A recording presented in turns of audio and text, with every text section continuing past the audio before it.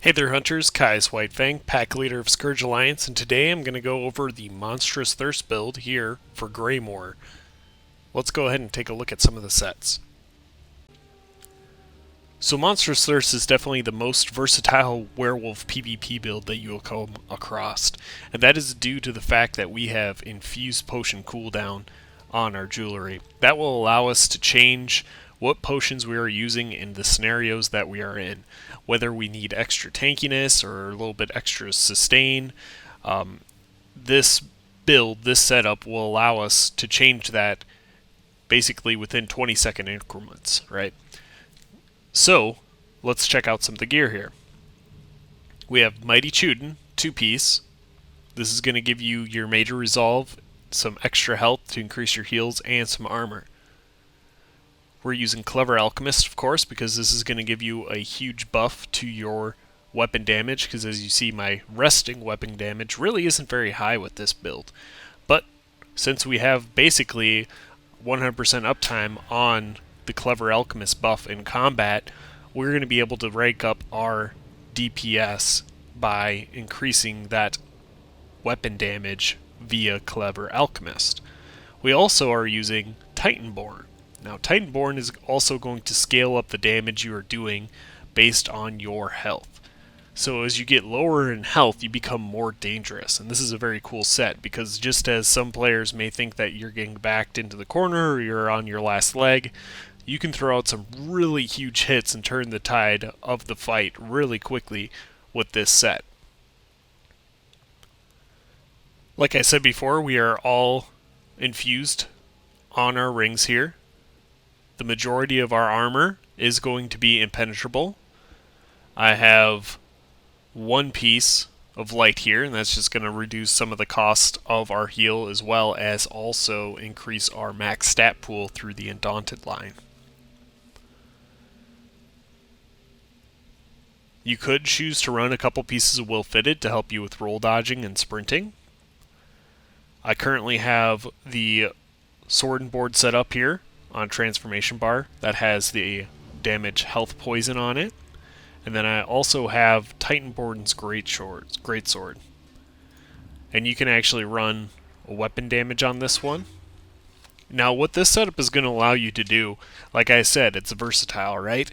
So if you want to transform into werewolf and be a little bit tankier, have a little bit less damage, that's what this sword and board bar is all about. We're actually double barring the werewolf transformation. And that's going to allow you to choose whether you are going to be more damaging or more tanky in your werewolf, because you can also have that extra stats, the extra impenetrable, and then also switching over to your two-handed bar, you can have some extra penetration as well as some bonus weapon damage on that bar too.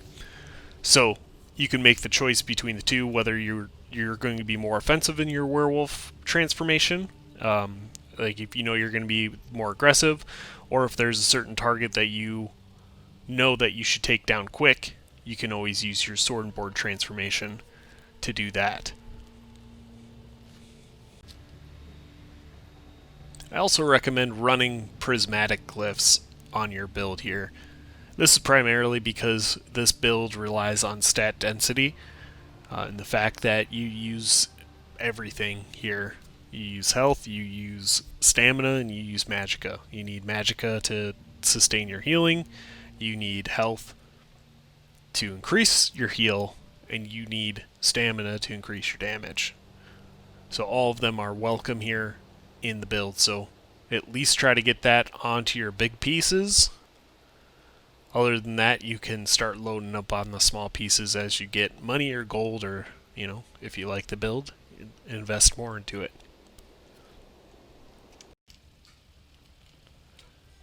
There is a secondary loadout to this build, and you can see I've already switched over to it here. Instead of using the Mighty Chuden, we're going to lower our resistance a little bit, and what we're going to do is add some speed. We're using the Ring of the Wild Hunt on this version here.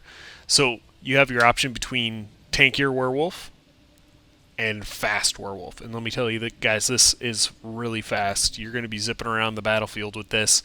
The fact that Snares will really not affect you because you have so much speed stacked between speed pots, and we're going to get into our Mundus, but we're using the Steed Mundus. Between speed pots, werewolf speed, Steed Mundus, and Wild Hunt, you're going to be really hard to catch. So this is going to allow you to tank or kite your enemies this way instead of just sitting there and taking the damage. So this build has two setups, one with the Chuden and one with the Wild Hunt. Obviously the ability to play on PC and have these quick slotted into different things. I use Dressing Room for my add-on and I have it bound to a button on my key. And sorry, console players, but this is basically a PC setup. And let me explain why here. And it comes down to what you're using for potions. And as you can see, my almost the entire wheel is taken up by potions here. And by using an add-on and binding them to my mouse, I can change through these potions by a push of a button without having to navigate onto the scroll wheel. You may be able to make this work with a console controller, but it's going to be real sticky because the amount of times you're switching between potions in combat changes from second to second. When you're deciding what potion you need to use, what potion will best suit your situation next, it's a little bit harder for a console player to do. But let's run over the potions that I am using. So I have the Essence of Speed. This one has Max Magicka and Max Stamina with Major Expedition. We have, of course, the Immovability pot, which will give you the speed, the Disable, immune to knockback and disabling effects, as well as some extra stamina. It's going to give you the regular tripod here. I have a whole stack of them from rewards of the month that I've just been burning through, which is nice. But this one will basically replenish your stats between this potion and the Argonian passive cooldown, plus the Argonian passives. You can chug these and just have stats upon stats for you to draw from. Then we have our Essence of Health. This is actually a armor increaser, so if you know you're playing someone who has a high pen build, you could very easily walk into this scenario with starting out with 36k resistance, and then you can use one of these and switch in between these pots. This was going to give you an additional 5,280 resistance of both physical and spell resistance. So that's going to give you over 40k resistances. So when you're encountering someone that has a high pen build, they're relying on that penetration to actually help them do damage. They may not have a very high weapon damage or spell damage pool. They're using their penetration to deal the majority of their damage. Now, if 8k of that penetration is getting absorbed by over buffing our armor and our spell resistance, they're going to do very little damage against you. And since the stun meta is kind of happening very quickly here on PC, this is a great potion to use, and the fact that you get 47 seconds on it means that you can use it every other potion and still use another potion in between, whether you need more resources or a little bit more speed. Next on the list here, we have the Essence of Immovability. This one is our Detect pot. This is what's going to allow you to catch, kill, and murder all the Nightblades and vampires that exist out there in the world. The fact that you have a 5-second cooldown on this when you're using the potion cooldown, that means that you can have an uptime of basically 75% of detection. And the fact that you have the immune to knockback means that it's going to be very hard for a Nightblade to shake you. So this is very fun to use, as well as restoring that extra magicka, which will allow you to keep healing, just in case they have some dots on you or they're trying to stealth strike attack you. It allows you to keep healing. And then, of course, we have the Essence of Invisibility. This one right here is great for when you know you are outgunned, outmatched, and outnumbered. You pop this one, gets you into stealth, gets you out of the bad scenario that could have very well have ended your life. If you're fighting 4 very competent players, or even if maybe there's 2 or 3 that you know that you can't take on solo, you can always pop this one, relocate, get next to your group, or just string them out and fight them one-on-one.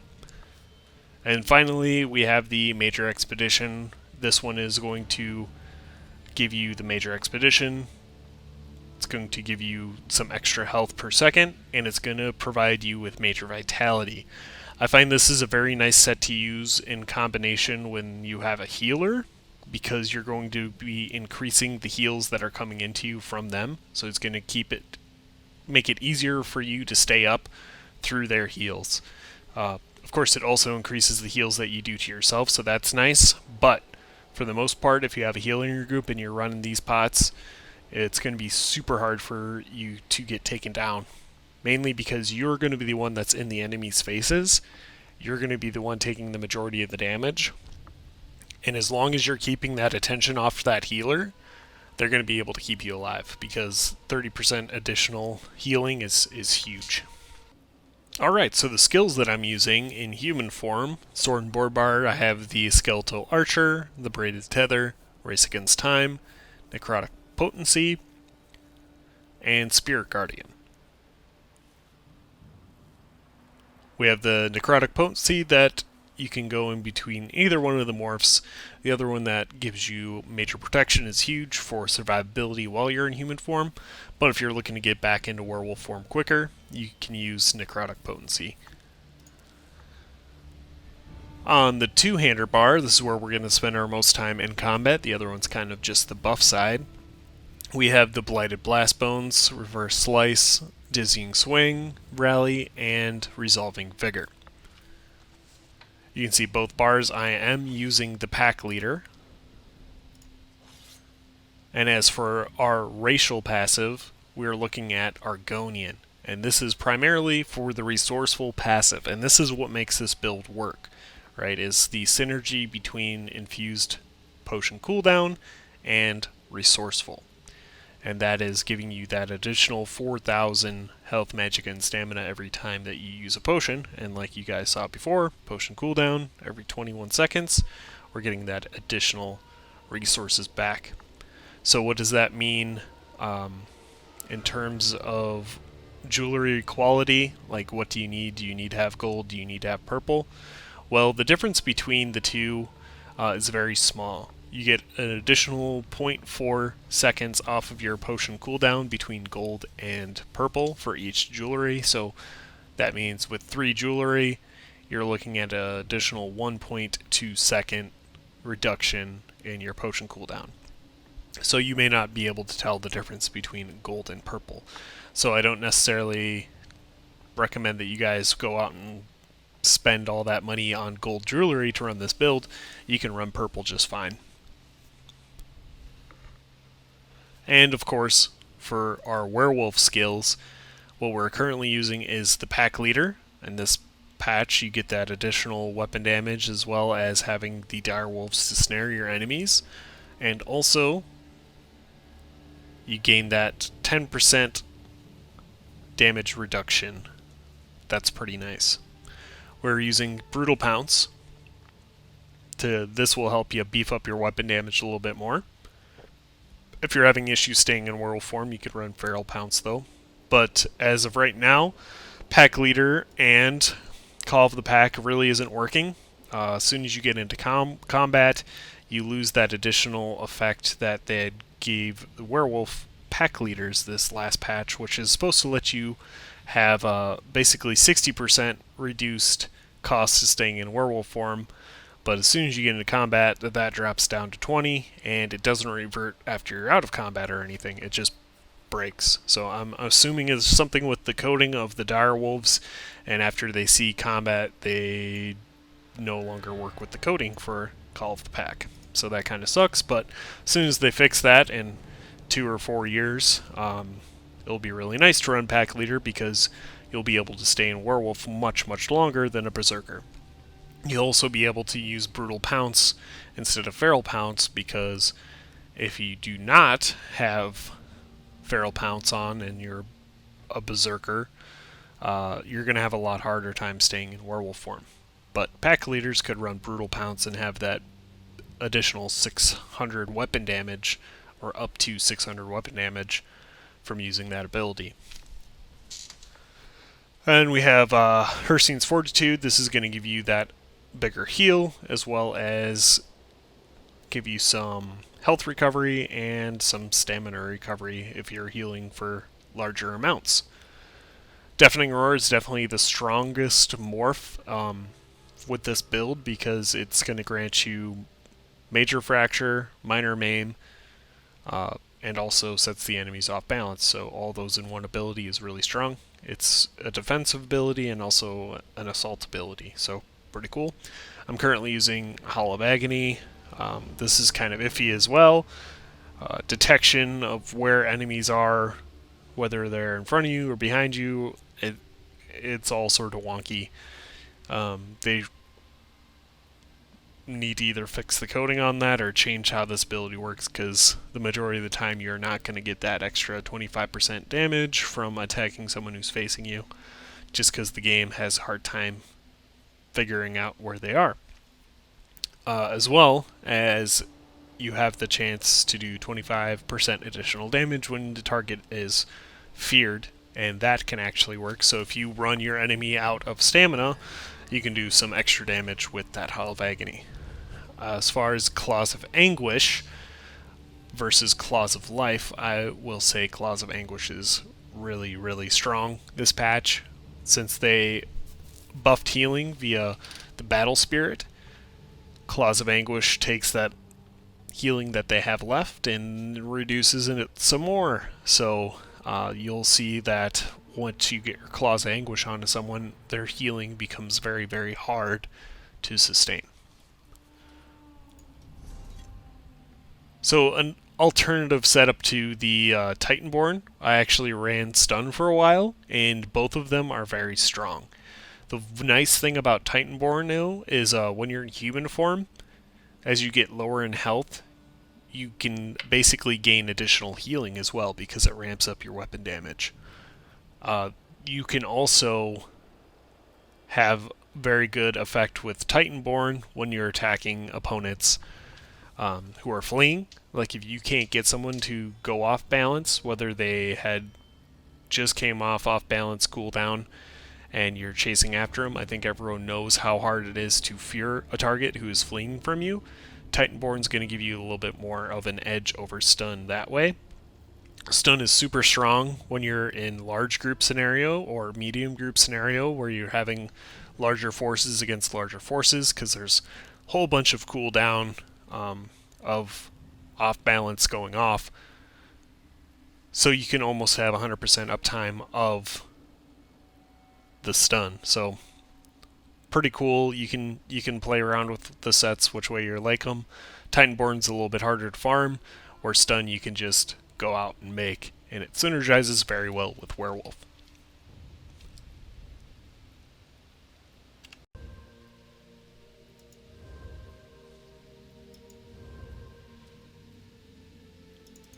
And an alternative setup you can run in CP is you can go and get this Foresight by dropping down some of your points in the Ritual here, or some in the Atronach here, and get the Foresight here. And this is really cool because it's basically giving you a free cast every 20 some seconds after you pop a potion. So as we all know, healing with a werewolf is hard, you don't heal for a lot, and it costs a lot. Having this Foresight in conjunction with your healing is pretty freaking strong. So I highly recommend playing around with getting Foresight, especially if you feel like you need more healing sustained. This is a great way to do it. And finally, we are looking at the attributes. We got 64 straight up into stamina. We're running the Steed that will give you that extra movement speed, is also that extra health recovery. and the Bewitched Sugar Skulls, which gives you the max stats, plus that health recovery.